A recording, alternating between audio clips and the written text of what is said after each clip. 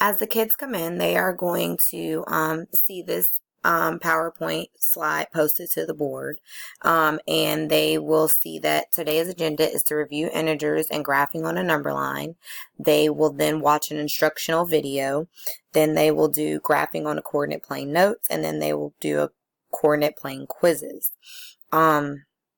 They also have reminders as they enter to make sure they put all their electronics in their book bag, update their agenda book, and complete the warm-up in their notebook. Today, there's no warm-up to complete in their notebook. They just need to grab a Chromebook. The Chromebook must match their desk number. They have to log in and go to their eClass page and then go to my Weebly site and do not click on anything else. So eClass is something that Gwinnett County uses. I'm not sure what other counties use them. But they would go to my page and they would see today's assignment, and it says make sure you have your headphones, a pencil, and your brain. And they would click on this site here, and it would take them to the Weebly site. It would take them to my home page, and they would click on graphing on a coordinate plane. As they scroll down, they see the instructional video, and in big bold letters, it says, before you begin today's lesson, please watch this video. You can replay this video as much as you need to. I'll provide the link to the video in my discussion post, but I won't play it right now. So the grade that I'm teaching is 6, and the subject is math. And we just got done with the unit with intro to integers, so absolute value, opposites, graphing those opposites on a number line, things of that nature. So we're moving into being able to now graph these integers, negative and positive, on a coordinate plane. And instead of just only looking at quadrant 1, they will now be looking at quadrant 2, 3, 4 along with 1. So the standard is to find and position integers and other rational numbers on a horizontal or vertical number line diagram. Find and position pairs of integers and other rational numbers on a coordinate plane. So their I can statements are I can label a coordinate plane. So I would like for them to be able to label their x-axis, y-axis, be able to tell me that right is positive, up is positive, left is negative, down is negative. Tell me which quadrant is 1, 2, 3, or 4. They will be able to graph ordered pairs on a coordinate plane, and they'll be able to identify points on a coordinate plane. So I'll be able to give them a point, and they'll be able to tell me what the ordered pairs are. I provided this Symbaloo link for them just in case they have any issues with the links that are on this page here. They've been introduced to this before, so they kind of already know what's expected of them. I think that next time I do this, I would actually provide this Symbaloo link on the eClass page as well. So for day 1, they'll need a Chromebook, which they should already have by now, and they'll need their graphing on a coordinate plane notes page, and they'll need a pencil. But before they do that, they'll go to mathhelp.com, and it'll just be a quick review on integers and a number line. I think it was like 10 quick questions for them to do on a sheet of notebook paper for them to be able to just kind of review what we just did so they didn't lose all of that and they can ask questions. Then once they do that, they'll get a coordinate planes notes page off of the front table. I provided a link here, and I'm going to go back and fix it. But I think it's just because all computers don't have Publisher. But if you hit download, it will actually download and open up.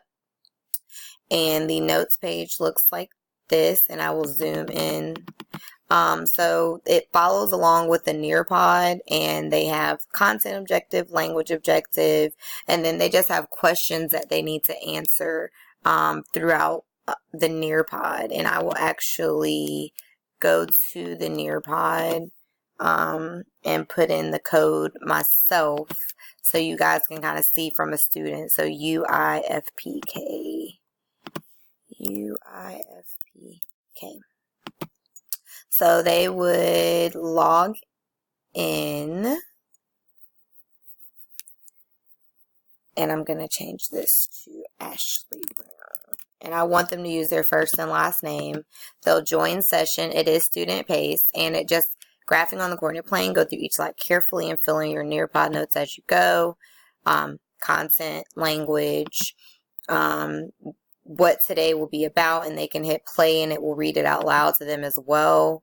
For those that struggle, or for my English language learners, how can you describe where things are located? So just kind of seeing where their brain is, how can they describe? So I usually give them examples like the Ferris wheel is located across the street from the purple building. The swing is in front of the school, or the school is in the bottom of the picture, or the coordinate plane, if they're already familiar with some of that terminology. Then it talks about the 4 quadrants and now how it's divided.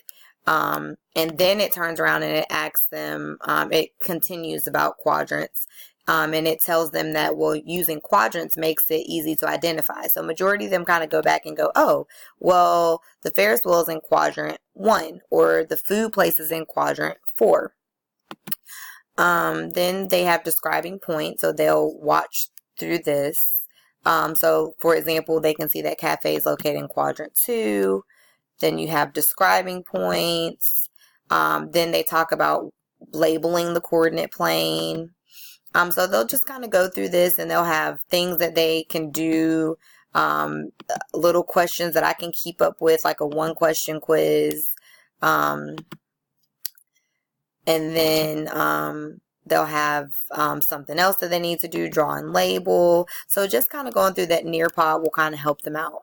Once they're done with the Nearpod, which goes with the notes page, they'll complete the quizzes.